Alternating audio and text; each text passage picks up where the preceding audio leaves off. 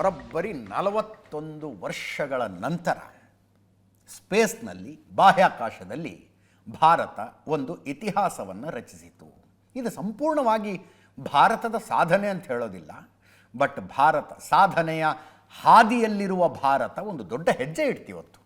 ಒಬ್ಬ ಭಾರತೀಯನನ್ನು ಅಫ್ಕೋರ್ಸ್ ಅಂತಾರಾಷ್ಟ್ರೀಯ ಸಹಯೋಗದೊಂದಿಗೆ ಬಾಹ್ಯಾಕಾಶಕ್ಕೆ ಕಳಿಸುವ ಮೂಲಕ ಶುಭಾಂಶು ಶುಕ್ಲಾ ಇಂಡಿಯನ್ ಏರ್ಫೋರ್ಸ್ನ ಪೈಲಟ್ ಯಶಸ್ವಿಯಾಗಿ ಟೇಕ್ ಆಫ್ ಮಾಡೋದು.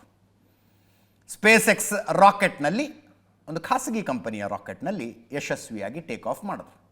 ಅಮೇರಿಕಾದ ಫ್ಲೋರಿಡಾದಲ್ಲಿರುವ ಕೆನಡಿ ಸ್ಪೇಸ್ ಸೆಂಟರ್ನಿಂದ ಸ್ಪೇಸ್ ಎಕ್ಸ್ನ ಫಾಲ್ಕನ್ 9 ರಾಕೆಟ್ ಯಶಸ್ವಿಯಾಗಿ 12 ಗಂಟೆ 1 ನಿಮಿಷಕ್ಕೆ ಉಡಾವಣೆಯಾಯಿತು. ನಾಳೆ ಸಾಯಂಕಾಲ ಬಾಹ್ಯಾಕಾಶ ನಿಲ್ದಾಣಕ್ಕೆ ಇದು ಹೋಗಿ ತಲುಪುತ್ತೆ. ಇಂಟರ್ನ್ಯಾಷನಲ್ ಸ್ಪೇಸ್ ಸ್ಟೇಷನ್ ಅಂತ ಕರೀತಾರೆ, ISS. ಅಲ್ಲಿಗೆ ಹೋಗಿ ಆಕ್ಸಿಯಮ್ 4 ಹೋಗಿ ತಲುಪುತ್ತೆ. ನಾಳೆ ಸಂಜೆ 4:15 ಡಾಕಿಂಗ್ ಪ್ರಕ್ರಿಯೆ ಶುರುವಾಗುತ್ತೆ. ಆಕ್ಸಿಯಮ್ 4ನ ಡಾಕಿಂಗ್ ಪ್ರಕ್ರಿಯೆ. ಮತ್ತೊಮ್ಮೆ ಹೇಳ್ತೀನಿ, ನಾವು ಈ ಸಬ್ಜೆಕ್ಟ್ನಲ್ಲಿ ಎಕ್ಸ್ಪರ್ಟ್ ಅಲ್ಲ, ಇಂಥ ಬೆಳವಣಿಗೆಗಳಾದ ಒಂದಷ್ಟು ವಿಷಯ ತಿಳ್ಕೊಳ್ಳೋ ಪ್ರಯತ್ನ ಮಾಡ್ತೀವಿ ಅಷ್ಟೇ. ಡಾಕಿಂಗ್ ಅಂದರೆ ಏನಪ್ಪ ಅಂದರೆ, ಇವರು ಹೋಗಿರುವ ಈ ರಾಕೆಟ್ ಇದೆಯಲ್ಲ, ರಾಕೆಟ್ ಕಳಿಸ್ಕೊಳ್ಳುತ್ತೆ, ಒಂದು ಯೂನಿಟ್ ಮಾತ್ರ ಮುಂದೆ ಹೋಗುತ್ತೆ, ಅದು ಹೋಗಿ ಸ್ಪೇಸ್ ಸ್ಟೇಷನ್ಗೆ ಕರೆಕ್ಟಾಗಿ ಜಾಯಿನ್ ಆದಾಗ ಡಾಕಿಂಗ್ ಆಯಿತು ಅಂತ ಅರ್ಥ. ಇಡೀ ಮಿಷನ್ನಿನ ಅತ್ಯಂತ ಇಂಪಾರ್ಟೆಂಟ್ ಪಾಯಿಂಟ್ ಅದೇ. ಇಡೀ ಮಿಷನ್ನಲ್ಲಿ ತುಂಬ ಇಂಪಾರ್ಟೆಂಟ್ ಪಾಯಿಂಟ್ ಅದೇ. 4 ಜನ ಗಗನಯಾತ್ರಿಗಳು ಹೋಗಿದ್ದಾರೆ, ಅವರಲ್ಲಿ ಶುಭಾಂಶು ಶುಕ್ಲಾ ಕೂಡ ಒಬ್ಬರು. 14 ದಿವಸ ISSನಲ್ಲೇ ಇರ್ತಾರೆ. 14 ದಿನ ಒಟ್ಟು 60 ಪ್ರಯೋಗಗಳನ್ನು ಈ 4 ಜನರ ತಂಡ ಮಾಡುತ್ತೆ. ಶುಭಾಂಶು ಶುಕ್ಲಾ ಅದರಲ್ಲಿ 8 ಪ್ರಯೋಗಗಳನ್ನು ಮಾಡ್ತಾರೆ. 8 ಪ್ರಯೋಗಗಳನ್ನು ಶುಭಾಂಶು ಶುಕ್ಲಾ ಮಾಡ್ತಾರೆ. ಶುಭಾಂಶು ಶುಕ್ಲಾ ಜೊತೆ ಪೋಲೆಂಡ್ ಮತ್ತು ಹಂಗೇರಿಯ ಗಗನಯಾತ್ರಿಗಳಿದ್ದಾರೆ. ರಾಕೇಶ್ ಶರ್ಮಾ ನಂತರ ಭಾರತೀಯರೊಬ್ಬರು ಸ್ಪೇಸ್ಗೆ ಹೋಗಿರೋದು ಇದೇ ಮೊದಲನೇ ಸಲ. ರಾಕೇಶ್ ಶರ್ಮಾ 80ರ ದಶಕದಲ್ಲಿ, ಇಂದಿರಾ ಗಾಂಧಿ ಪ್ರಧಾನಮಂತ್ರಿಯಾಗಿದ್ದಾಗ ಹೋಗಿದ್ರು. ಪೆಗ್ಗಿ ವಿಟ್ಸನ್ ಅಂತ ಅಮೇರಿಕದ ಆಸ್ಟ್ರೋನಾಟು, ಮಿಷನ್ ಕಮಾಂಡರ್ ಆಗಿರ್ತಾರೆ. ಶುಭಾಂಶು ಶುಕ್ಲಾ ಇಂಡಿಯನ್ ಪೈಲಟ್ ಇದ್ದಾರೆ ಇದರಲ್ಲಿ. ಸ್ಲವೋಸ್ ಉಜ್ನಾನಸ್ಕಿ ಅಂತ ಪೋಲೆಂಡಿನ ಎಕ್ಸ್ಪರ್ಟ್ ಆಸ್ಟ್ರೋನಾಟ್ ಆಗಿದ್ದಾರೆ. ಟಿಬರ್ ಕಾಪು ಅಂತ ಹಂಗೇರಿಯಿಂದ, ಇವರೊಬ್ಬ ತಜ್ಞ. ಆಕ್ಸಿಯಮ್ 4 ಮಿಷನ್ ಇದು 12 ಗಂಟೆ 1 ನಿಮಿಷಕ್ಕೆ ಯಶಸ್ವಿಯಾಗಿ ಟೇಕ್ ಆಫ್ ಆಯಿತು. ಆಕ್ಸಿಯಮ್ 4 ಆಕಾಶಕ್ಕೆ ಸೇರಿಸುವ ಜವಾಬ್ದಾರಿ space X Falcon 9. Space craft ಹೆಸರು ಕ್ರೀವ್ ಡ್ರ್ಯಾಗನ್ C213 ಅಂತ. 28 ಗಂಟೆಗಳ ಕಾಲ ಪ್ರಯಾಣ ಮಾಡಿ ಇದು ಡಾಕಿಂಗ್ ಆಗತ್ತೆ, ಸ್ಪೇಸ್ ಸ್ಟೇಷನ್ಗೆ ಹೋಗಿ ಸೇರ್ಕೊಳ್ಳುತ್ತೆ. 14 ದಿನ ಆದಮೇಲೆ ಮತ್ತೆ ಇವರೆಲ್ಲ ವಾಪಸ್ ಬರ್ತಾರೆ. ಭಾರತ, ಹಂಗೇರಿ ಮತ್ತು ಪೋಲೆಂಡ್ ದೇಶದ ಸಹಭಾಗಿತ್ವದಲ್ಲಿ ಈ ಮಿಷನ್ ನಡೀತಾ ಇದೆ. 4 ಜನ ಗಗನಯಾತ್ರಿಗಳನ್ನು, ಆಸ್ಟ್ರೋನಾಟ್ಗಳನ್ನು ಬಾಹ್ಯಾಕಾಶಕ್ಕೆ ಕಳಿಸುವಂಥ ಯೋಜನೆ. 40 ವರ್ಷದಲ್ಲಿ ಮೊಟ್ಟ ಮೊದಲ ಸರ್ಕಾರಿ ಪ್ರಾಯೋಜಕತ್ವದ ಯೋಜನೆ ಅಂತಿದು. ಅಮೆರಿಕದ ಆಕ್ಸಿಯಮ್ ಸ್ಪೇಸ್ ಕಂಪನಿಯ ಸಹಯೋಗದೊಂದಿಗೆ ಇದು ನಡೀತಾ ಇದೆ. 3 ದೇಶಗಳ ಗಗನಯಾತ್ರಿಗಳ ಜೊತೆಗೆ ಆಕ್ಸಿಯಮ್ ಕಂಪನಿಯ ಒಬ್ಬ ಗಗನಯಾತ್ರಿ ಇದ್ದಾರೆ. ಭಾರತ ತನ್ನ ಮೊಟ್ಟ ಮೊದಲ ಗಗನಯಾತ್ರಿಯನ್ನು ಬಾಹ್ಯಾಕಾಶಕ್ಕೆ ಕಳಿಸಿದ್ದು, ರಾಕೇಶ್ ಶರ್ಮಾ ಅವರ ಬಗ್ಗೆ ಮಾತಾಡ್ತಿದ್ರು, ಅದು ರಷ್ಯಾದ ಜೊತೆಗೆ. ಈಗ ಅಮೆರಿಕದ ಕಂಪನಿಯ ಜೊತೆಗೆ. ನೋಡಿ, ಬಾಹ್ಯಾಕಾಶ ವಿಜ್ಞಾನ ಎಲ್ಲಿಂದ ಎಲ್ಲಿಗೆ ಬಂತು ಅಂತ. ಖಾಸಗಿ ಕಂಪನಿಗಳು ರಾಕೆಟ್ಗಳನ್ನು ಉಡಾಯಿಸ್ತಾ ಇದ್ದಾವೆ. 1980ರ ದಶಕದಲ್ಲಿ ಸೋವಿಯತ್ ರಷ್ಯಾ ಅವರ ಜೊತೆಗೆ ಸೇರಿಕೊಂಡು 3 ದೇಶಗಳ ಗಗನಯಾತ್ರಿಗಳನ್ನು ಕಳಿಸಲಾಗಿತ್ತು. ಈಗ ಆಕ್ಸಿಯಮ್ ಯಾನಕ್ಕೆ ಒಪ್ಪಂದ ನಡೆದಿರೋದು ನಾಸಾ ಮತ್ತು ಸ್ಪೇಸ್ ಎಕ್ಸ್ ಕಂಪನಿಯ ಜೊತೆಗೆ. ಅಂತಾರಾಷ್ಟ್ರೀಯ ಬಾಹ್ಯಾಕಾಶ ನಿಲ್ದಾಣ ಅಂತ ಕರೀತಾರೆ. ಅದರಲ್ಲಿ 14 ದಿವಸ ಇದ್ದು 60 ಪ್ರಯೋಗಗಳನ್ನು ಮಾಡಿ ವಾಪಸ್ ಬರುವಂಥ ಯೋಜನೆ ಇದು. 31 ದೇಶಗಳಿಗೆ ಸಂಬಂಧಿಸಿದ ಪ್ರಯೋಗಗಳಲ್ಲಾಗ್ತವೆ. ಯಶಸ್ವಿಯಾಗಿ ಉಡಾವಣೆಗೊಂಡ ನಂತರ ಒಂದು ಮೆಸೇಜ್ ಕೊಟ್ಟರು ಶುಭಾಂಶು ಶುಕ್ಲಾ. ನಮಸ್ಕಾರ ನನ್ನ ಪ್ರೀತಿಯ ದೇಶವಾಸಿಗಳೇ, ಎಂಥ ರೈಡ್, ನಾವು ಅಂತರಿಕ್ಷವನ್ನು ತಲುಪಿದ್ವಿ ಅಂತ. ಇದು ಅದ್ಭುತವಾದ ಗಗನಯಾನ ಆಗಿತ್ತು. ಪ್ರತಿ ಸೆಕೆಂಡಿಗೆ 7.5 ಕಿಲೋಮೀಟರ್ ಸ್ಪೀಡ್ನಲ್ಲಿ ಚಲಿಸ್ತಾ ಇದ್ದೀವಿ. ಇದು ನನ್ನ ಬಾಹ್ಯಾಕಾಶಯಾನದ ಆರಂಭ ಅಲ್ಲ, ಬದಲಾಗಿ ಭಾರತದ ಮಾನವ ಸಹಿತ ಬಾಹ್ಯಾಕಾಶಯಾನದ ಆರಂಭ. ನಮ್ಮ ದೇಶವಾಸಿಗಳು ಈ ಯಾತ್ರೆಯ ಭಾಗವಾಗಿದ್ದೀರಿ ಅಂತ ಭಾವಿಸ್ತೀನಿ. ಬನ್ನಿ ನಾವೆಲ್ಲರೂ ಸೇರಿಕೊಂಡು ಭಾರತದ ಮಾನವ ಸಹಿತ ಗಗನಯಾನ ಕಾರ್ಯಕ್ರಮವನ್ನು ಆರಂಭಿಸೋಣ. ಜೈ ಹಿಂದ್, ಜೈ ಭಾರತ್ ಅಂದರು. ಕೇಳಿಸ್ಕೊಳ್ಳಿ ಒಮ್ಮೆ. देशवासियों, व्हाट अ राइड। 40 साल बाद हम वापस अंतरिक्ष में पहुंच गए हैं और कमाल की राइड थी। इस समय हम 7.5 किलोमीटर प्रति सेकंड की रफ्तार से पृथ्वी के चारों तरफ घूम रहे हैं और मेरे कंधे पे मेरे साथ मेरा तिरंगा है, जो मुझे बता रहा है कि नहीं हूँ, मैं आप सबके साथ हूँ। ये मेरी इंटरनेशनल स्पेस स्टेशन तक की जर्नी की शुरुआत नहीं है, ये भारत के ह्यूमन स्पेस प्रोग्राम की शुरुआत है और मैं चाहता हूं कि आप सभी देशवासी इस यात्रा का हिस्सा बने। आपका भी सीना गर्व से चौड़ा होना चाहिए, आप भी उतना ही एक्साइटमेंट दिखाइए। आइए हम सब मिलकर भारत की इस ह्यूमन स्पेस प्रोग्राम की जर्नी की शुरुआत करें। धन्यवाद। जय हिंद, जय भारत। ಅಂತರಿಕ್ಷದಿಂದ ಬಂದ ಧ್ವನಿ ಕೇಳೋದಕ್ಕೆ ಖುಷಿ ಆಗುತ್ತೆ. ಅದನ್ನು ಸ್ಪೇಸ್ ಸ್ಟೇಷನ್ಗೆ ಹೋಗ್ತಾರೆ ಇವರು, ISS. ಆ ಸ್ಪೇಸ್ ಸ್ಟೇಷನ್ ಒಂದು ಇಂಟ್ರೆಸ್ಟಿಂಗ್ ಫೆನಾಮಿನಾ. 1998ರಲ್ಲಿ ಆಕಾಶದಲ್ಲಿ ಇದರ ನಿರ್ಮಾಣ ಆರಂಭಗೊಂಡಿತು. 1998ರಲ್ಲಿ ಶುರುವಾದದ್ದು 2011ರಲ್ಲಿ ಕಂಪ್ಲೀಟ್ ಆಯಿತು. ಇಡೀ ಸ್ಪೇಸ್ ಸ್ಟೇಷನ್ ಒಂದು ಫುಟ್ಬಾಲ್ ಗ್ರೌಂಡ್ನಷ್ಟು ದೊಡ್ಡದಿದೆಯಂತೆ. ಅದರ ಒಳಗಿನ ದೃಶ್ಯಗಳು ಸುಮಾರು ಬಂದಿದ್ದಾವೆ. ಈ ಸುನೀತಾ ವಿಲಿಯಮ್ಸ್ ಎಲ್ಲ ನೀವು ಗೂಗಲ್ ಸರ್ಚ್ ಮಾಡಿದರೆ ಸಿಗುತ್ತೆ, ಯೂಟ್ಯೂಬಲ್ಲಿ ಆ ಒಳಗಿನ ದೃಶ್ಯಗಳು ಬರ್ತವೆ, ಹೆಂಗಿರುತ್ತೆ ಸ್ಪೇಸ್ ಸ್ಟೇಷನ್ನಲ್ಲಿ. ಇದು ಸ್ಪೇಸ್ ಸ್ಟೇಷನ್ನು. ಮೇಲಿನಿಂದ ನೋಡೋದಕ್ಕೆ ಚಿಕ್ಕದನ್ಸುತ್ತೆ, ಟೋಟಲ್ ಸೈಜ್ ಇದರದು ಒಂದು ಫುಟ್ಬಾಲ್ ಗ್ರೌಂಡ್ನಷ್ಟು ದೊಡ್ಡದಿದೆಯಂತೆ. ಭೂಮಿಯನ್ನು ನಿರಂತರವಾಗಿ ಸುತ್ತುತ್ತಾ ಇರುತ್ತಿದ್ದು 28,000 ಕಿಲೋಮೀಟರ್ ಪರ್ ಅವರ್ ಸ್ಪೀಡ್ನಲ್ಲಿ. ನೋಡಿ, ಸ್ಪೀಡ್ ಗೊತ್ತಾಗೋದಿಲ್ಲ ಇಲ್ಲಿ. ಸ್ಪೀಡ್ ನಮಗೆ ಗೊತ್ತಾಗೋದು ರಿಲೇಟಿವ್ ಯಾವಾಗಲೂ, ಅಂದರೆ ಅಕ್ಕಪಕ್ಕದ ವಸ್ತುಗಳು ಎಷ್ಟು ಜೋರಾಗಿ ಹಿಂದೆ ಹೋಗ್ತಾ ಇದ್ದಾವೆ ಅನ್ನೋದ್ರ ಮೇಲೆ ನಮಗೆ ಸ್ಪೀಡ್ ಗೊತ್ತಾಗೋದು, ಇದರಲ್ಲಿ ಗೊತ್ತಾಗೋದಿಲ್ಲ. 28,000 ಕಿಲೋಮೀಟರ್ ಪರ್ ಅವರ್. ಇಮ್ಯಾಜಿನ್ ಮಾಡ್ಕೊಳ್ಳಿ ಹೆಂಗಿರುತ್ತೆ ಅದು ಅಂತ. ಒಂದು ದಿನಕ್ಕೆ 16 ಸಲ ಭೂಮಿಯನ್ನು ಸುತ್ತಾಕತ್ತೆ. ಗಗನಯಾನಿಗಳು ಇಲ್ಲಿ ಉಳಿದುಕೊಳ್ಳಬಹುದು. ಅವರು ಉಳ್ಕೊಳ್ಳೋ ಜಾಗ 5 ಬೆಡ್ರೂಮ್ ಮನೆ ಎಷ್ಟು ದೊಡ್ಡದಿದೆಯಂತೆ ಗಗನಯಾನಿಗಳಿರುವಂಥ ಜಾಗ. ಆ ಸೋಲಾರ್ ಪ್ಯಾನಲ್ಲು ಅದೆಲ್ಲ ಸೇರಿಸಿದ್ರೆ ಒಂದು ಫುಟ್ಬಾಲ್ ಗ್ರೌಂಡು ಅಂತಾರೆ. ಬೇರೆ ಬೇರೆ ರೀತಿಯ ಪ್ರಯೋಗಗಳನ್ನು ಮಾಡೋದಕ್ಕೆ ಇದರಲ್ಲಿ ಸಾಧ್ಯ. ಸ್ಪೇಸ್ನಲ್ಲಿ ಇದ್ಕೊಂಡು ಏನೇನು ಪ್ರಯೋಗ ಮಾಡಬಹುದು ಅಂತ. ಭೂಮಿಯಿಂದ 370 ಕಿಲೋಮೀಟರ್ ಎತ್ತರದಲ್ಲಿ ಇದು ಹಾರ್ತಾ ಇರುತ್ತೆ. ನೋಡಿ, ವಿಮಾನ ಕಮರ್ಷಿಯಲ್ ಫ್ಲೈಟು ಹೆಚ್ಚು ಕಡಿಮೆ 25ರಿಂದ 30 ಸಾವಿರ ಅಡಿ ಎತ್ತರದಲ್ಲಿ ಹಾರ್ತಾ ಇರುತ್ತೆ. 25ರಿಂದ 30 ಸಾವಿರ ಅಡಿ ಫೂಟ್. ಇದು 370 ಕಿಲೋಮೀಟರ್ ಎತ್ತರದಲ್ಲಿದೆ. ಕೆಲವೊಂದು ಸಲ ಆಕಾಶ ತುಂಬ ಕ್ಲಿಯರ್ ಇದ್ದಾಗ ಬರಿಗಣ್ಣಲ್ಲಿ ನೋಡ್ಬೋದು. ಅಂದರೆ ಏನೋ ಒಂದು ಲೈಟ್ ಹತ್ತಂಗೆ ಹೋಗ್ತಾ ಇರುತ್ತೆ ಅಂತಾರಲ್ಲ, ಇದೇ ನೋಡಿ ISS ಅದೇ ಅಂತ. ಭೂಮಿಯ ಮೇಲೆ ಕೂತ್ಕೊಂಡು ಒಂದು ಒಳ್ಳೆ ದೂರದರ್ಶಕದಲ್ಲಿ ನೋಡ್ಬೋದು ಇದನ್ನು. ಒಂದೊಂದು ಸಲ ಚಂದ್ರನ ಮೇಲಿಂದ ಹೋಗುತ್ತಿದ್ದು ಆಕಾಶದಲ್ಲಿ ಹುಣ್ಣಿಮೆ ದಿವಸ ಪೂರ್ಣ ಚಂದ್ರ ಇದ್ದಾಗ ಚಂದ್ರನ ಮೇಲಿಂದ ದಾಟುವಾಗ ಕಾಣಿಸುತ್ತೆ. ಇದಕ್ಕೆ ಒಂದು ಬಾಗಿಲಿರುತ್ತೆ. ಈಗ ಇವರು ಹೋಗಿರುವಂಥ ರಾಕೆಟ್ಟು ಆ ಯೂನಿಟ್ ಹೋಗಿ ಆ ಬಾಗಿಲಿಗೆ ಸೇರ್ಕೊಳ್ಳುತ್ತೆ.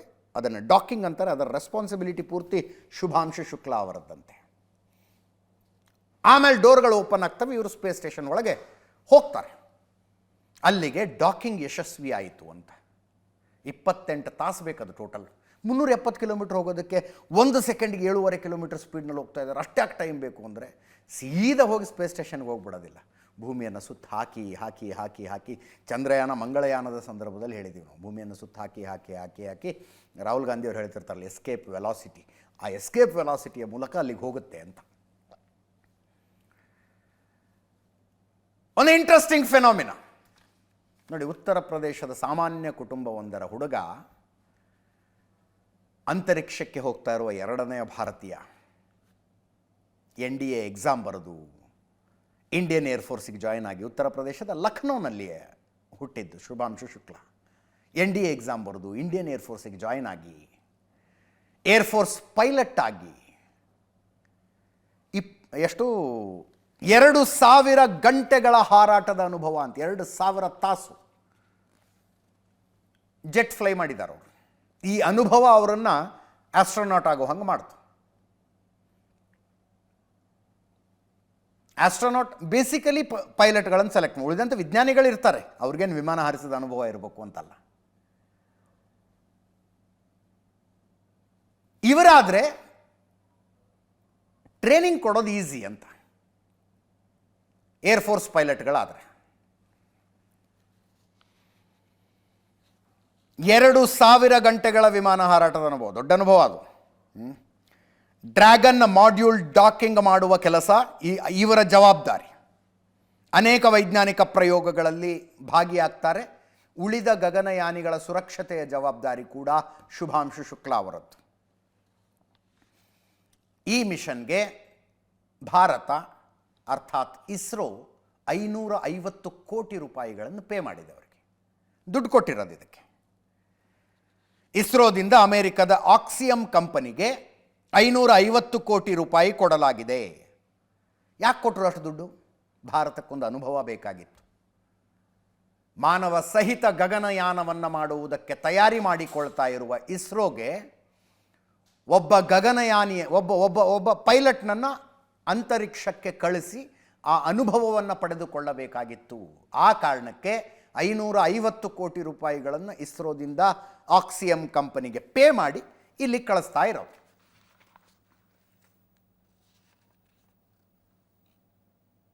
ಎರಡು 2030 ವೇಳೆಗೆ ಭಾರತ ಸ್ವತಃ ಮಾನವ ಸಹಿತ ಗಗನಯಾನವನ್ನು ಮಾಡಬೇಕು ಅನ್ನುವ ಕನಸಿದೆ.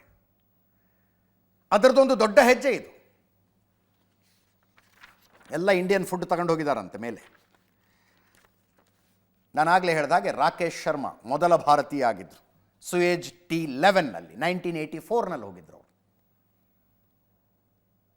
ಅಲ್ಲಿ ಕಾಣಿಸ್ತಾ ಇದ್ದಾರೆ ನೋಡಿ, ಅವರು ಕೂಡ Indian air force pilot Rakesh Sharma.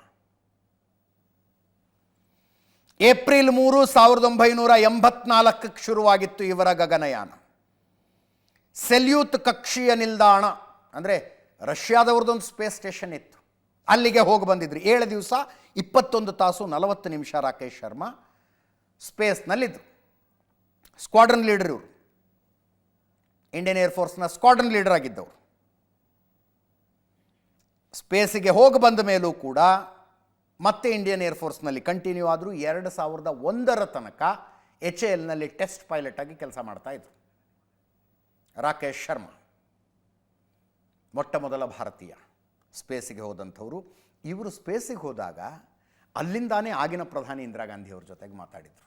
Indira Gandhi ಕೇಳ್ತಾರೆ, ಹೆಂಗೆ ಕಾಣಿಸ್ತಾ ಇದೆ ಭಾರತ ಅಲ್ಲಿಂದ ಅಂತ. ರಾಕೇಶ್ ಶರ್ಮಾ ಹೇಳಿದ್ರು, ಸಾರೇ ಜಹಾಂ ಸೆ ಅಚ್ಚಾ ಹಿಂದೂಸಿ ತಹಾ ಮಾರ ಅಂತ. ಇಂದಿರಾ ಗಾಂಧಿ ಅವರು ಮಾತಾಡಿದ್ದು ಕೇಳಿಸ್ಕೊಳ್ಳಿ. भारत कैसा दिखता है आपको? जी मैं बगैर किसी झिझक के कह सकता हूँ कि सारे जहां से अच्छा। और आप क्या महसूस कर रहे हैं? तबीयत अच्छी है आपको, हमको या अपने परिवार को कुछ खास कहना है? बड़ी मेहरबानी जी, कहना चाहता हूँ कि तबीयत बिल्कुल ही अच्छी है। जरूरत से ज्यादा खा रहे हैं हम। इनफैक्ट कल जब ये हमारी डॉकिंग इधर हुई, जो यहाँ क्रू मेंबर्स ऑलरेडी थे, किजेम, वलोदिया और अलेक, इन्होंने हमारे लिए खाना तैयार किया हुआ था। टेबल पे बिछाए हुए टेबल कवर, तो फूल तैयार किए हुए थे, प्लास्टिक के थे, यहाँ फ्रेश तो मिल नहीं सकते, और गरम हमने खाना खाया। कोई प्रॉब्लम हमें यहाँ नहीं महसूस हो रही है। ऊपर से भारत कैसा दिखता है आपको? जी मैं बगैर किसी झिझक के ಒಂದು ಹಿಸ್ಟಾರಿಕಲ್ ಮೂಮೆಂಟ್. ಪ್ರಧಾನಿ ನರೇಂದ್ರ ಮೋದಿ ಅವರು ಕೂಡ ಶುಭಾಂಶು ಶುಕ್ಲಾ ಅವರ ಜೊತೆಗೆ ಮಾತಾಡಬಹುದು ಅಂತ ಒಂದಿದೆ, ಅಲ್ಲಿಂದಾನೇ ಮಾತಾಡ್ತಾರೆ ಅಂತ ಲೆಟ್ಸ್ ಸಿ. ಯಾವ ಸ್ಪೇಸ್ ಸ್ಟೇಷನ್ನಲ್ಲಿ ಸುನೀತಾ ವಿಲಿಯಮ್ಸ್ನವ್ರು ಸಿಕ್ಕಾಕೊಂಡು ಟೆಕ್ನಿಕಲ್ ಎರರ್ ಆಗಿ ವಾಪಸ್ ಬರೋದಕ್ಕಾಗದೆ ದಿನಗಟ್ಟಲೆ ಸಿಕ್ಕಾಕೊಂಡ್ಬಿಟ್ರಲ್ಲ, ಅವ್ರದ್ದು ಫುಲ್ಲು ವೆಯ್ಟ್ ಲಾಸ್ ಆಗಿ ಏನಾಯಿತು ಅಂತ ಪ್ರಪಂಚ ಟೆನ್ಷನ್ ಮಾಡ್ಕೊಂಡಿತ್ತು. ಅದೇ ಸ್ಪೇಸ್ ಸ್ಟೇಷನ್ನಿಗೆ ಈಗ ಶುಭಾಂಶು ಶುಕ್ಲಾ ಕೂಡ ಹೋಗ್ತಾ ಇದ್ದಾರೆ. 7 ಪ್ರಯೋಗಗಳಲ್ಲಿ ಅವರು ಭಾಗಿಯಾಗ್ತಾರಂತೆ. ಕ್ವಿಕ್ಕಾಗಿ ಹೇಳ್ಬಿಡ್ತೀನಿ. ಮೈಕ್ರೋಗ್ರಾವಿಟಿಯಲ್ಲಿ ಕಂಪ್ಯೂಟರ್ ಸ್ಕ್ರೀನ್ ಹೆಂಗೆ ವರ್ಕ್ ಮಾಡುತ್ತೆ ಅನ್ನೋದನ್ನು ಒಂದು ಅಧ್ಯಯನ ಮಾಡ್ತಾರೆ. ಬೆಂಗಳೂರಿನ IISc ಇದೆ ಟಾಸ್ಕ್ ಅದು. ಮೈಕ್ರೋಗ್ರಾವಿಟಿಯಲ್ಲಿ ಮಾಂಸಖಂಡಗಳ ಮೇಲೆ ಏನು ಪರಿಣಾಮ ಆಗುತ್ತೆ ಅಂತ ಒಂದು ಸ್ಟಡಿ ಇದೆ. ಬ್ರಿಕ್ ಇನ್ಸ್ಟೆಮ್ ಸಂಸ್ಥೆಯವರಿಗೋಸ್ಕರ ಶುಭಾಂಶು ಶುಕ್ಲಾ ಅದನ್ನು ಅಧ್ಯಯನ ಮಾಡ್ತಾರೆ. ಸ್ಪೇಸ್ನಲ್ಲಿ ಬಿತ್ತನೆ ಬೀಜಗಳು ಹೆಂಗೆ ಮೊಳಕೆ ಹೊಡಿತವೆ ಅನ್ನೋದರ ಬಗ್ಗೆ ಒಂದು ಅಧ್ಯಯನ ಆಗಬೇಕಾಗಿದೆ. ಇದು IIT ಧಾರವಾಡದವರು ಕೊಟ್ಟಿರುವಂಥ ಟಾಸ್ಕ್. 6 ಬೆಳೆಗಳ ಮೇಲೆ ಬಾಹ್ಯಾಕಾಶದ ಬೆಳಕಿನ ಪರಿಣಾಮ ಏನಾಗುತ್ತೆ ಅಂತ ಒಂದು ಸ್ಟಡಿ ಇದೆ. IIST ತಿರುವನಂತಪುರಂನವರು ಕೊಟ್ಟಿರುವಂಥ ಟಾಸ್ಕ್ ಇದು.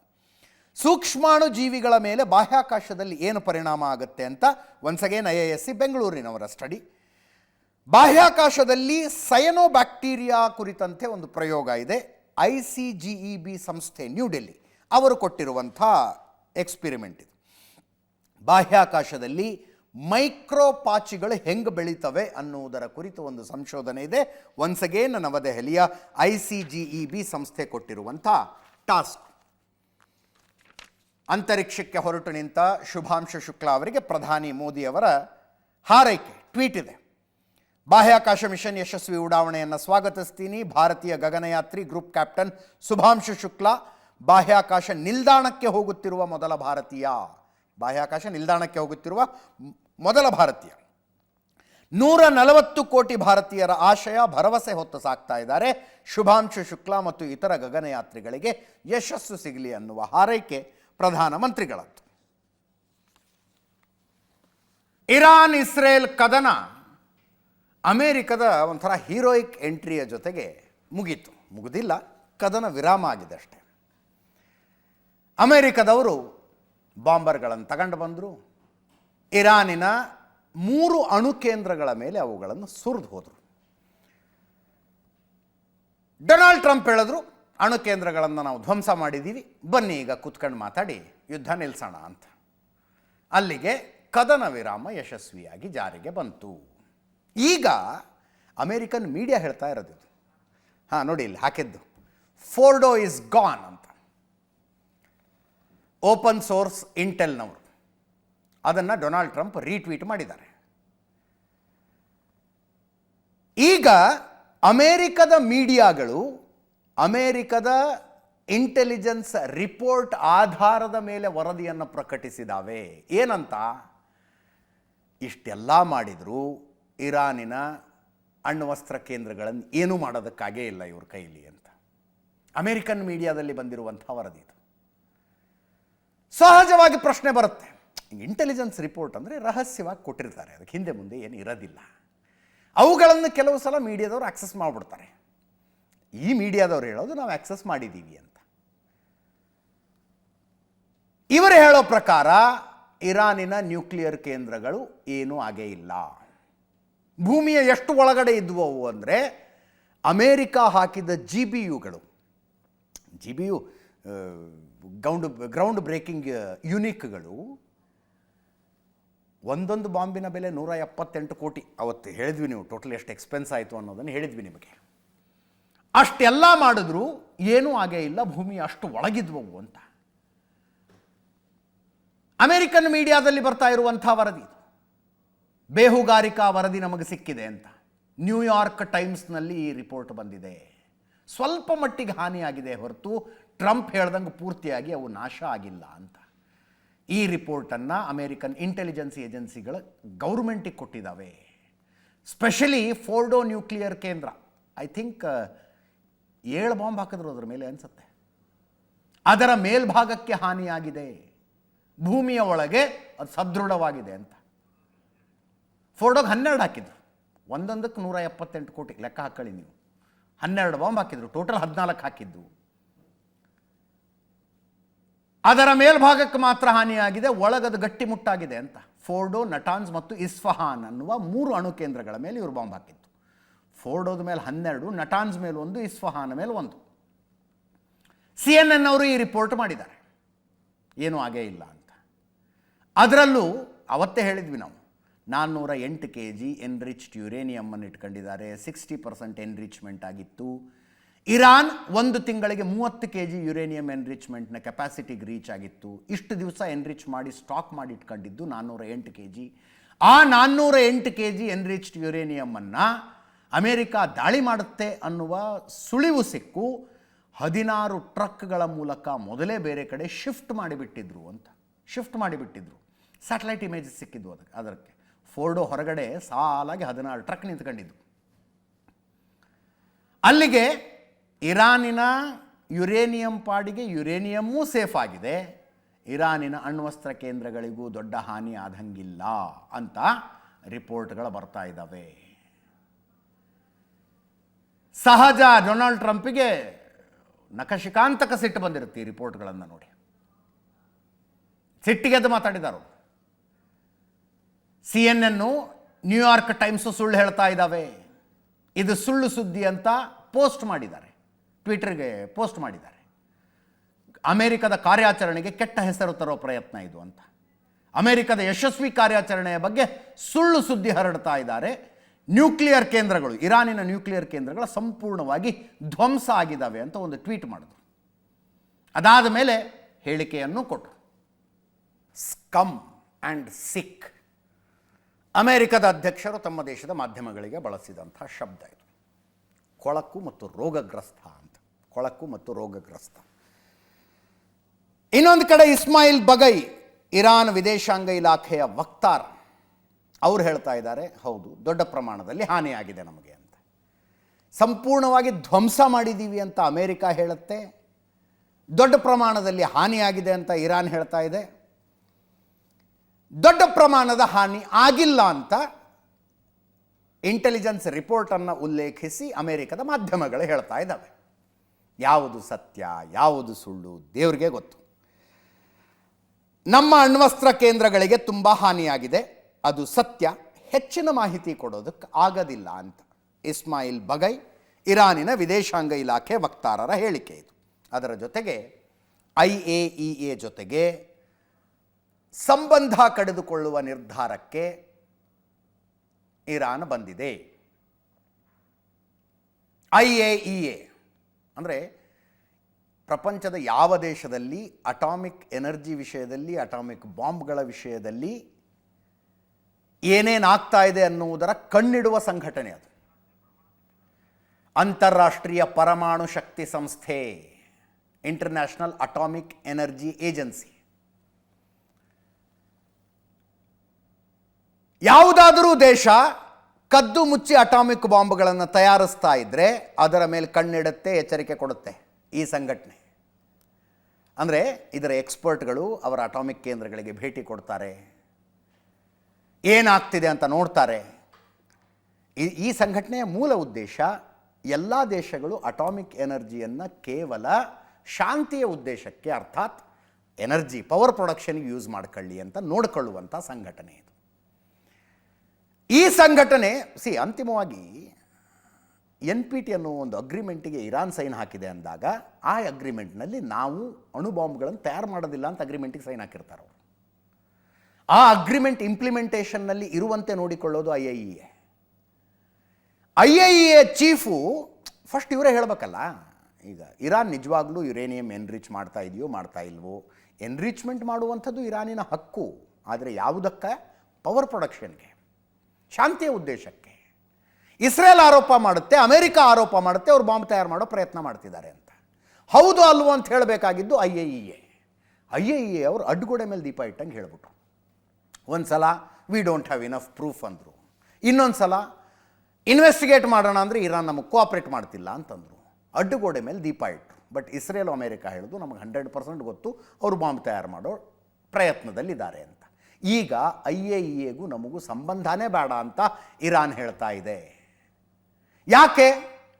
ನಮ್ಮ ಅಣು ಕೇಂದ್ರಗಳ ಮೇಲೆ ಇಸ್ರೇಲು ಮತ್ತು ಅಮೆರಿಕ ನಡೆಸಿದ ದಾಳಿಯನ್ನು IAEA ಖಂಡನೆ ಮಾಡಲಿಲ್ಲ, ನಮ್ಮ ಸಹಾಯಕ್ಕೆ ಬರಲಿಲ್ಲ ಅಂತ. ನಾವು ಶಾಂತಿಯ ಉದ್ದೇಶಕ್ಕಾಗಿ ಅಣು ವಿಜ್ಞಾನವನ್ನು ಬಳಸ್ತಾ ಇದ್ದೀವಿ ಅನ್ನೋದನ್ನು ಕನ್ಫರ್ಮ್ ಮಾಡಿಕೊಂಡು ನಮ್ಮ ಅಣು ಕೇಂದ್ರಗಳಿಗೆ ರಕ್ಷಣೆ ಕೊಡುವ ಜವಾಬ್ದಾರಿಯನ್ನು IAEA ತೆಗೆದುಕೊಳ್ಳಬೇಕಾಗಿತ್ತು. IAEA ಹತ್ರ ಏನು ಮಿಲಿಟ್ರಿ ಇಲ್ಲ, ರಕ್ಷಣೆ ಕೊಡೋದು ಅಂದರೆ ಏರ್ ಡಿಫೆನ್ಸ್ ಸಿಸ್ಟಮ್ ಇಟ್ಕೊಂಡು ಕೂತ್ಕೊಳ್ಳೋಕೆ ಬರೋದಿಲ್ಲ. ಆದರೆ ಯಾವುದೇ ದೇಶ ಅವುಗಳ ಮೇಲೆ ದಾಳಿ ಮಾಡದಂತೆ IAEA ಜವಾಬ್ದಾರಿ ತಗೋಬೇಕಾಗಿತ್ತು. ನೋಡಿ, ನಮ್ಮ ಮೇಲೆ ದಾಳಿಯಾಗಿದೆ, ಆ ಕಾರಣಕ್ಕೆ ಇವರ ಜೊತೆಗೆ ನಮಗೆ ಸಂಬಂಧನೇ ಬೇಡ ಅಂತ ಮೊಹಮ್ಮದ್ ಬಘೇರ್, ಇರಾನಿನ ಸಂಸತ್ತಿನ ಸ್ಪೀಕರ್ ಇವರು, ನಮ್ಮ ಪರಮಾಣು ಕೇಂದ್ರಗಳಿಗೆ ಭದ್ರತೆ ಕೊಡುವ ತನಕ ನಾವು ಇದರ ಜೊತೆಗೆ ಏನು ಸಂಬಂಧ ಇಟ್ಕೊಳ್ಳೋದಿಲ್ಲ IAEA ಜೊತೆಗೆ ಅಂತ. ಈ ದೃಶ್ಯಗಳನ್ನೇನು ನೋಡ್ತಾ ಇದ್ದೀರಲ್ಲ, ಇದು ಯುದ್ಧದ ನಂತರ, ದಾಳಿಯ ನಂತರ ಇರಾನ್ನಲ್ಲಿ ನಡೀತಾ ಇರುವ ಸಂಭ್ರಮಾಚರಣೆ. ಇದು ಇರಾನ್ ಯುದ್ಧ ಗೆದ್ದಿದೆ ಅಂತ. ಆಪರೇಷನ್ ಸಿಂಧೂರದ ನಂತರ ಇಂಥ ದೃಶ್ಯಗಳನ್ನು ಪಾಕಿಸ್ತಾನದಲ್ಲೂ ನೋಡಿದ್ವಿ ನಾವು. ಅದು ಯಾರೋ ಕ್ರಿಕೆಟ್ರು ಬೈಕ್ ಮೇಲೆಲ್ಲ ಓಡಾಡ್ಕೊಂಡ್ಬಿಟ್ಟಿದ್ರು ಅವರು, ಸ್ವೀಟ್ಸ್ ಹಿಡ್ಕೊಂಡು. ಇರಾನ್ನಲ್ಲಿ ಧ್ವಜ ಹಿಡ್ಕೊಂಡು ಜನ ಓಡಾಡ್ತಾ ಇದ್ದಾರೆ. ಹಾಗೆ ಇದು ಇದು ಇದು ಏನೋ ಈಗಿನ ಕಾಲದಲ್ಲಿ ಯುದ್ಧ ಅಂದರೆ ರಣರಂಗದಲ್ಲಿ ಏನಾಗುತ್ತೆ ಅನ್ನೋದು, ನರೇಷನ್ ಬಿಲ್ಡಿಂಗ್ನಲ್ಲಿ ಏನಾಗುತ್ತೆ ಅನ್ನೋದು ಕೂಡ ನೋಡಿ. ಅಲ್ಲಿ ಸಂಭ್ರಮಾಚರಣೆ ಇರಾನ್ನಲ್ಲಿ. ಈ ದಾಳಿಯಲ್ಲಿ ಇರಾನ್ 18 ಅಣುವಿಜ್ಞಾನಿಗಳನ್ನು ಕಳ್ಕೊಂಡಿದೆ. ಬ್ರಿಗೇಡಿಯರ್ ಜನರಲ್ ಹುದ್ದೆಯಿಂದ ಮೇಲ್ಪಟ್ಟ 29 ಅಧಿಕಾರಿಗಳನ್ನು ಕಳ್ಕೊಂಡಿದೆ. 2 CDSಗಳು ಹೋದರು, ಚೀಫ್ ಆಫ್ ಡಿಫೆನ್ಸ್ ಸ್ಟಾಫ್ಗಳು 2 ಹೋದರು. ಮೊಹಮ್ಮದ್ ಬಘೇರ್ ಅನ್ನುವಂಥ ಈ ಅಯಾತುಲ್ಲಾ ಖಮೇನಿ ರೈಟ್ ಹ್ಯಾಂಡ್ ಆಗಿದ್ದರು, CDS ಇದ್ದರು. ಮೊದಲನೇ ದಿವಸನೋ 2ನೇ ದಿವಸನೋ ಇಸ್ರೇಲ್ ಹೊಡೆದಾಕ್ಬಿಡ್ತು. ಅದಾದ ನಂತರ ಫಸ್ಟ್ ಡೇ 1 ಹೊಡೆದಾಕ್ತು. ಅದಾದ ನಂತರ ಅವ್ರ ಜಾಗಕ್ಕೆ ಇನ್ನೊಬ್ಬರನ್ನ ತರ್ತಾರೆ. 5ನೇ ದಿವಸಕ್ಕೆ ಅವ್ರನ್ನ ಹೊಡೆದಾಕ್ತು ಇಸ್ರೇಲ್. 29 ಬ್ರಿಗೇಡಿಯರ್ ಜನರಲ್ ಆ್ಯಂಡ್ ಅಬೋ ಪೋಸ್ಟಿನ 29 ಜನ, 18 ಜನ ಅಣುವಿಜ್ಞಾನಿಗಳನ್ನು ಸೇರಿದಂತೆ ಟೋಟಲ್ 606 ಜನ ಇರಾನ್ನಲ್ಲಿ ಈ ಕಾರ್ಯಾಚರಣೆಯಲ್ಲಿ ಸತ್ತೋದ್ರು.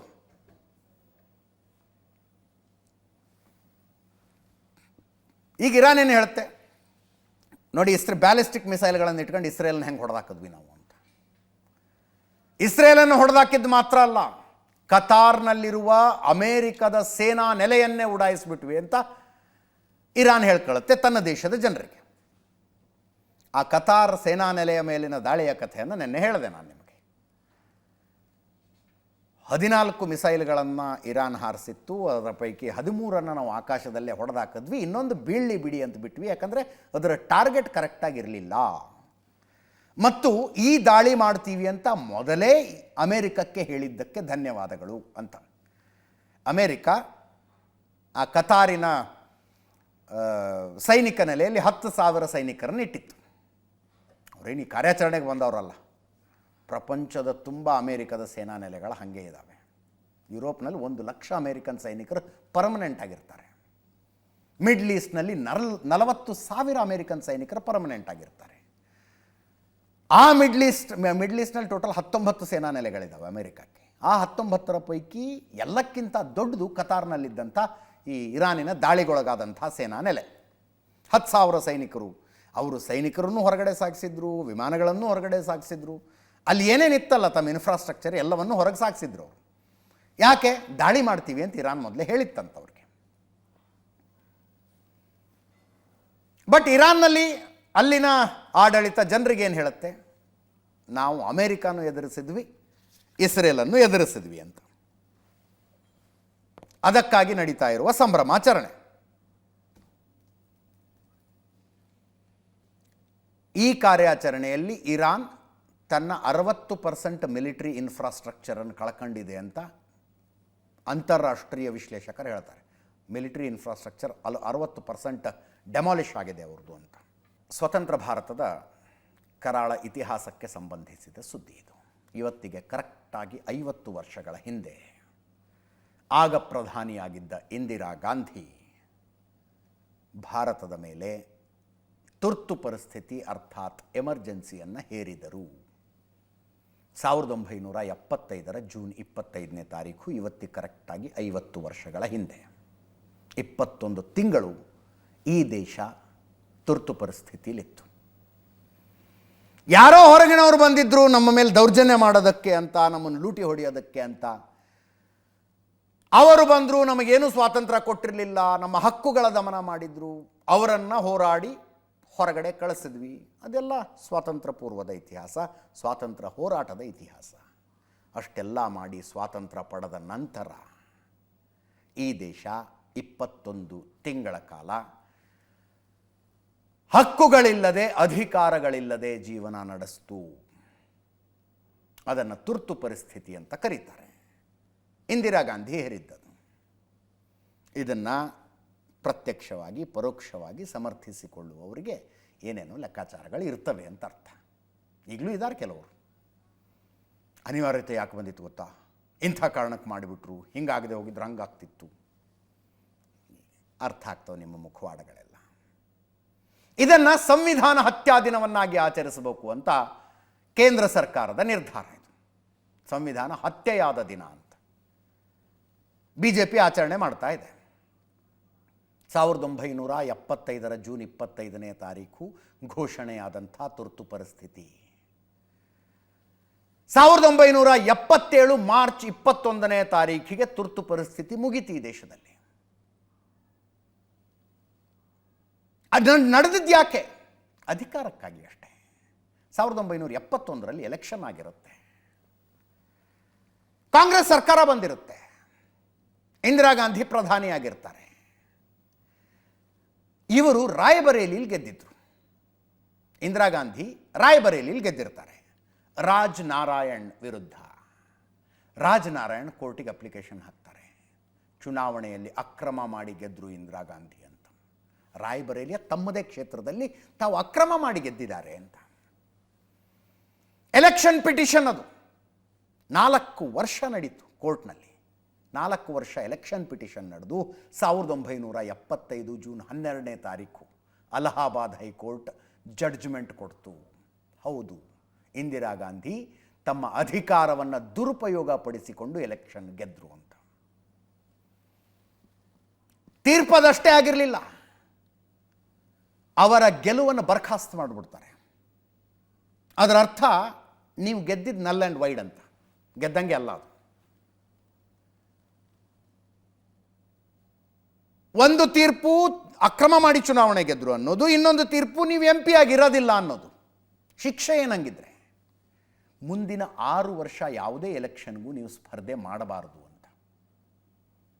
ಜಗಮೋಹನ್ ಲಾಲ್ ಸಿನ್ಹಾ ಜಡ್ಜ್ಮೆಂಟು, ಮುಂದಿನ 6 ವರ್ಷ ನೀವು ಯಾವುದೇ ಎಲೆಕ್ಷನ್ ಸ್ಪರ್ಧೆ ಮಾಡಬಾರದು ಅಂತ. ಅದರ ಅರ್ಥ ಏನು? ಇಮಿಡಿಯೇಟಾಗಿ ಪ್ರಧಾನಮಂತ್ರಿಗಳು ರಾಜೀನಾಮೆ ಕೊಡಬೇಕು. ಅನ್ಎಕ್ಸ್ಪೆಕ್ಟೆಡ್ ಜೋಲ್ಟ್ ಇದು ಇಂದಿರಾ ಗಾಂಧಿಗೆ. ಇರುವ ಆಪ್ಷನ್ ಏನು? ಹೈಕೋರ್ಟ್ ಜಡ್ಜ್ಮೆಂಟ್ ಕೊಟ್ಟಿದೆ, ಸುಪ್ರೀಂ ಕೋರ್ಟಿಗೆ ಹೋಗ್ಬೇಕು. ಸುಪ್ರೀಂ ಕೋರ್ಟಿಗೆ ಹೋದರು. ಏನಂತ? ಅಲಹಾಬಾದ್ ಹೈಕೋರ್ಟಿನ ಜಡ್ಜ್ಮೆಂಟನ್ನು ಬರ್ಖಾಸ್ತು ಮಾಡಿ ಅಂತ, ಹೋಲ್ಡ್ನಲ್ಲಿಡಿ ಅದನ್ನು ಅಂತ. ಸುಪ್ರೀಂ ಕೋರ್ಟಿಗೆ ಹೋದರೆ ಅಲ್ಲಿ ನ್ಯಾಯಮೂರ್ತಿ VR ಕೃಷ್ಣ ಅಯ್ಯರ್ ಇದ್ದರು. ಅಲ್ಲಿ ಅಲಹಾಬಾದ್ ಹೈಕೋರ್ಟಿನ ಜಡ್ಜ್ಮೆಂಟನ್ನು ಎತ್ತಿ ಹಿಡಿದದ್ದು ಮಾತ್ರ ಅಲ್ಲ, ಅಲಹಾಬಾದ್ ಹೈಕೋರ್ಟ್ ಹೇಳಿದ್ದು ಕರೆಕ್ಟು ಅಂತ ಮಾತ್ರ ಹೇಳಿಲ್ಲ, ಸುಪ್ರೀಂ ಕೋರ್ಟು ನೀವು ಪಾರ್ಲಿಮೆಂಟಿಗೆ ಎಂಟ್ರೇ ಆಗಬಾರ್ದು ಅಂತ ಹೇಳಿಬಿಡುತ್ತೆ. ಎಂಟ್ರೇ ಆಗಬಾರ್ದು ಅಂತ. ಮುಂದಿದ್ದಂಥ ಆಪ್ಷನ್ ಏನು ಇಂದಿರಾ ಗಾಂಧಿಗೆ? ರಾಜೀನಾಮೆ ಕೊಟ್ಟು ತಮ್ಮ ಮಾತು ಕೇಳುವಂಥ ಯಾರನ್ನೋ ಪ್ರಧಾನಿ ಮಾಡಿ ಸೂಪರ್ ಪವರ್ ಆಗಿ ಅಧಿಕಾರ ನಡೆಸುವ ಸಾಧ್ಯತೆಯೂ ಇತ್ತು. ಸಾಮಾನ್ಯವಾಗಿ ಹಂಗೆ ಮಾಡ್ತಾರೆ ರಾಜಕಾರಣದಲ್ಲಿ, ಅಧಿಕಾರದಿಂದ ಕೆಳಗಿಳಿಯುವ ಅನಿವಾರ್ಯತೆ ಬಂದಾಗ. ಬಟ್ ಅದು ಏನಾಯಿತೋ ಏನೋ, ಇಂದಿರಾ ಗಾಂಧಿ ಸಂಜಯ್ ಗಾಂಧಿ ಸಜೆಷನ್ ಬೇಸಿಕಲಿ 1971 ಬಾಂಗ್ಲಾ ಯುದ್ಧದ ಕಾರಣಕ್ಕಾಗಿ ಎಕ್ಸ್ಟರ್ನಲ್ ಎಮರ್ಜೆನ್ಸಿ ಹೇರಲಾಗಿತ್ತು. ಈಗ ಇಂಟರ್ನಲ್ ಎಮರ್ಜೆನ್ಸಿ ಹೇರ್ಬಿಡೋಣ ಅಂತ. ಸಂವಿಧಾನದಲ್ಲಿ ಇದ್ದಂಥ ಆಪ್ಷನ್ ಅದು. ದೇಶದಲ್ಲಿ ದಂಗೆಗಳಾಗಿ ಏನೂ ಕಂಟ್ರೋಲಿಗೆ ಸಿಗ್ತಿಲ್ಲ ಅನ್ನುವ ಪರಿಸ್ಥಿತಿಯಲ್ಲಿ ಇಂಟರ್ನಲ್ ಎಮರ್ಜೆನ್ಸಿ ಹೇಳಿ ಲಾ ಆ್ಯಂಡ್ ಆರ್ಡರ್ ಸಿಚುವೇಷನ್ನನ್ನು ನಿಯಂತ್ರಣಕ್ಕೆ ತರಬಹುದು ಅಂತ ಪುಣ್ಯಾತ್ಮ ಬಾಬಾ ಸಾಹೇಬ್ ಅಂಬೇಡ್ಕರ್ ಬರೆದಿಟ್ಟಿದ್ದನ್ನು ಇವರು ಅಧಿಕಾರ ಕಳೆದುಕೊಂಡು ಬಿಡ್ತೀನಿ ಅನ್ನೋ ಸಂಕಟಕ್ಕೆ ತಂದುಬಿಟ್ರು. ರಾಜೀನಾಮೆ ಕೊಡಬೇಕಾಗತ್ತೆ ಅನ್ನೋ ಸಂಕಟಕ್ಕೆ ತಂದುಬಿಟ್ರು. ಎಮರ್ಜೆನ್ಸಿ ಘೋಷಣೆ. ಎಮರ್ಜೆನ್ಸಿ ಘೋಷಣೆ ಆಗೋದಂದರೆ ಒಂದೇ ಸೆಂಟೆನ್ಸ್ನಲ್ಲಿ ಹೇಳ್ಬೇಕಂದ್ರೆ, ನಾಗರಿಕರಿಗೆ ಮೂಲಭೂತ ಹಕ್ಕುಗಳು ಅಂತ ಏನು ಕೊಟ್ಟಿರುತ್ತಲ್ಲ ಸಂವಿಧಾನ, ಅದು ಯಾವುದೂ ಇರೋದಿಲ್ಲ ಅಂತ. ಮೂಲಭೂತ ಹಕ್ಕುಗಳು ಸಂವಿಧಾನದಲ್ಲಿ ಪಿಲ್ಲರು, ಅಡಿಪಾಯ. ಸುಪ್ರೀಂ ಕೋರ್ಟ್ ತನಕ ಪ್ರಕರಣ ಹೋದರೂ ಯಾವುದಾದ್ರೂ ವ್ಯಕ್ತಿಯ ಮೂಲಭೂತ ಹಕ್ಕಿಗೆ ಧಕ್ಕೆ ಆಗ್ತಾ ಇದೆ ಅಂತ ಈ ದೇಶದ ಅತ್ಯುನ್ನತ ನಾಗರಿಕನಿಂದ ಹಿಡಿದು ಕಟ್ಟ ಕಡೆಯ ನಾಗರಿಕನ ತನಕ ಪ್ರತಿಯೊಬ್ಬನ ಮೂಲಭೂತ ಹಕ್ಕನ್ನು ರಕ್ಷಿಸಬೇಕಾದದ್ದು ಇಡೀ ವ್ಯವಸ್ಥೆಯ ಜವಾಬ್ದಾರಿ. ಅದು ಅಂಥ ಮೂಲಭೂತ ಹಕ್ಕುಗಳು ಇರೋದಿಲ್ಲ. ಆಯ್ತಪ್ಪ ಹಕ್ಕುಗಳು ಇರಲಿಲ್ಲ ಅಂದರೆ ಏನು, ಜೀವನ ನಡ್ಕೊಂಡು ಹೋಗುತ್ತಲ್ವ? ಹಂಗಿಲ್ಲ. ರಾತ್ರೋರಾತ್ರಿ ವಿರೋಧ ಪಕ್ಷದ ನಾಯಕರುಗಳು ಎಲ್ಲೆಲ್ಲಿದ್ದಾರೆ ಅಲ್ಲಿಂದಾನೇ ಪೊಲೀಸರಿಗೆ ಹೇಳಿ ಪಿಕಪ್ ಮಾಡಿಸಿದ್ರು, ಮನೆ ಮನೆ ಹೊಕ್ಕು ಹುಡುಕಿಸಿದ್ರು.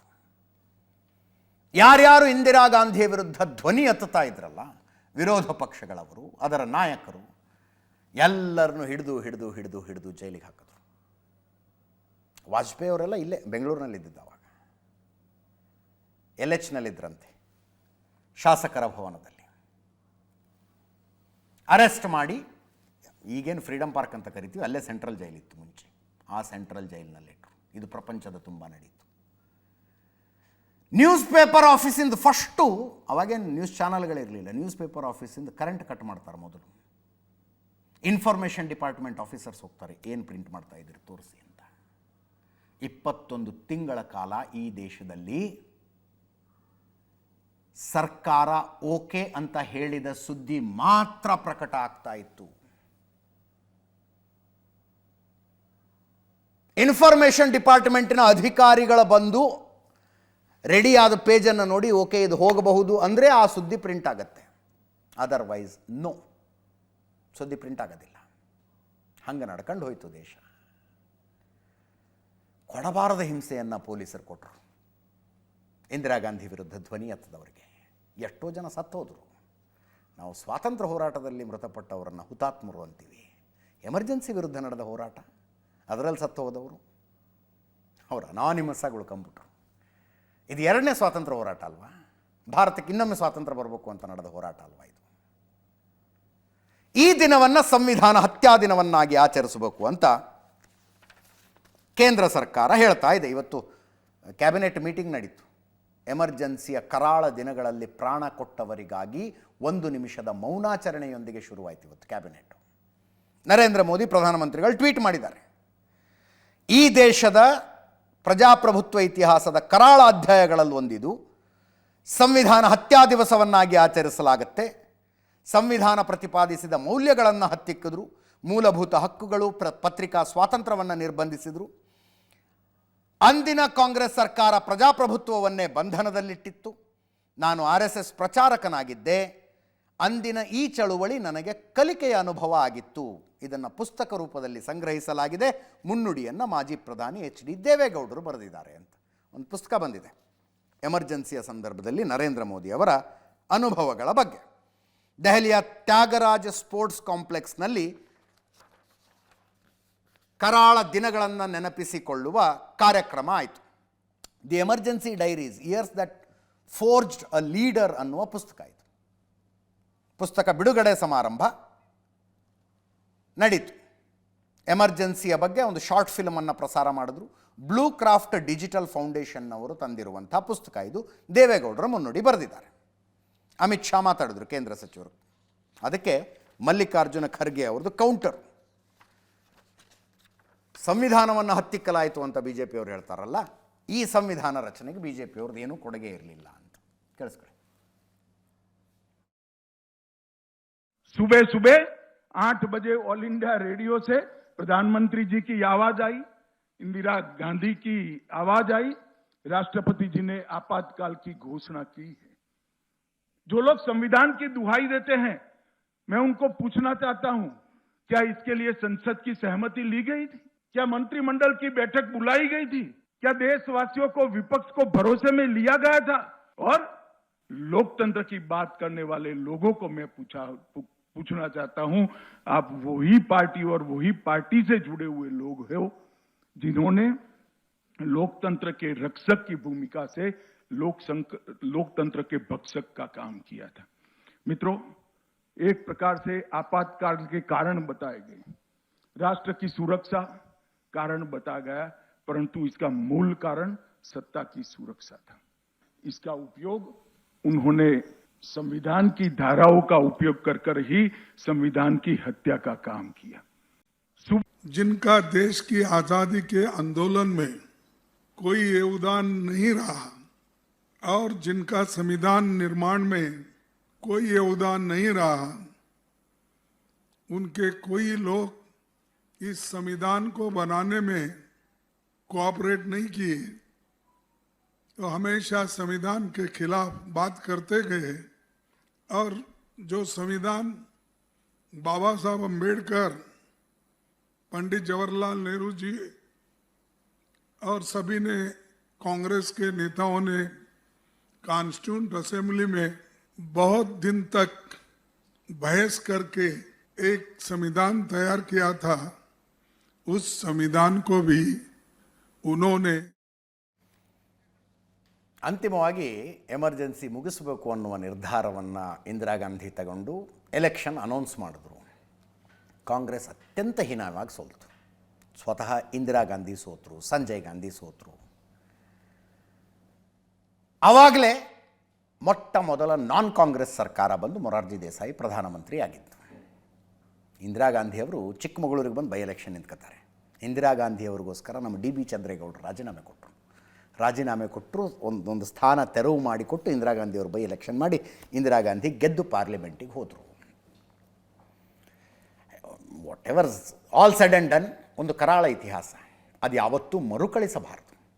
ಮತ್ತು ಇತಿಹಾಸದಲ್ಲಿ ಏನಾಗಿದೆ ಅಂತ ಜನರಿಗೆ ಗೊತ್ತಿರಬೇಕು. ಇತ್ತೀಚೆಗೆ ನಾನು ಯಾವುದೋ ಒಂದು ಇನ್ಸ್ಟಾಗ್ರಾಮ್ನಲ್ಲಿ ರೀಲ್ ನೋಡ್ತಾ ಇದ್ದೆ. ಈ ಕೆಲವ್ರು ಮಾಡ್ತಾರೆ ನೋಡಿ, ಕಂಟೆಂಟ್ ಕ್ರಿಯೇಟರ್ಸು, ಬಿ ಜೆ ಪಿಯವ್ರನ್ನ ಕಾಂಗ್ರೆಸ್ನವ್ರನ್ನ ಕಪಕ್ಕ ನಿಲ್ಸ್ಕೊಂಡು ನೀವೇನು ಹೇಳ್ತೀರಿ ಅಂತ. ಆ ಬಿ ಜೆ ಪಿ ಬೆಂಬಲಿಗ ಹೇಳ್ತಾ ಇದ್ದ, ಮೋದಿ ಏನು ಏರ್ ಸ್ಟ್ರೈಕ್ ಮಾಡಿದ್ರು, ಇಂದಿರಾ ಗಾಂಧಿ ಏನು ಮಾಡಿದ್ರು ಅಂದರೆ ಇಂದಿರಾ ಗಾಂಧಿ ಎಮರ್ಜೆನ್ಸಿ ಮಾಡಿದ್ರು ಅಂತ ಕಾಂಗ್ರೆಸ್ ಸಪೋರ್ಟರ್ ಹೇಳಿದ್ದು. ಅಂದರೆ ಎಮರ್ಜೆನ್ಸಿ ಅಂದರೆ ಏನಂತಾರೋ ಗೊತ್ತಾ? ಇದೇ ಮಾತನ್ನು ಹೇಳಿದ್ದು ಕಾಂಗ್ರೆಸ್ ಸಪೋರ್ಟರ್, ಇಂದಿರಾ ಗಾಂಧಿ ಎಮರ್ಜೆನ್ಸಿ ಮಾಡಿದ್ದಾರೆ ಅಂತ ಹೆಮ್ಮೆಯಿಂದ. ಕರಾಳ ಇತಿಹಾಸವನ್ನು ತಿಳ್ಕೋಬೇಕು ಅಂದರೆ ಮಾತ್ರ ಅದು ಮರುಕಳಿಸೋದಕ್ಕೆ ಸಾಧ್ಯ ಇಲ್ಲ. ಇದರೊಂದಿಗೆ ಇವತ್ತಿನ ನ್ಯೂಸ್ ಅವರ್ ಮುಗಿಸ್ತಾ ಇದ್ದೀನಿ. ನೇರ ದಿಟ್ಟ ನಿರಂತರ ಸುದ್ದಿಗಾಗಿ ನೋಡ್ತಾ ಇರಿ ಏಷ್ಯಾನೆಟ್ ಸುವರ್ಣ ನ್ಯೂಸ್.